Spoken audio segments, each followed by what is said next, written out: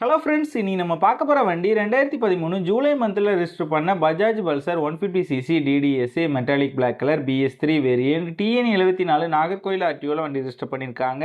வண்டியோட number of owner பார்த்தீங்கன்னா single owner கண்டிஷனில் இருக்குது. வண்டியோட பேப்பர் எல்லாமே கரண்டாக இருக்குது. இன்சூரன்ஸ் மட்டும் எக்ஸ்பீரி ஆயிடுச்சு. வண்டியோட ஃபிசிக்கல் கண்டிஷன் பார்த்தீங்கன்னா எக்ஸலண்டான கண்டிஷனில் இருக்குது. வண்டியோட இன்ஜின் கண்டிஷன் பார்த்தீங்கன்னா தெளிவான செல்ஃப் கண்டிஷனில் இருக்குது.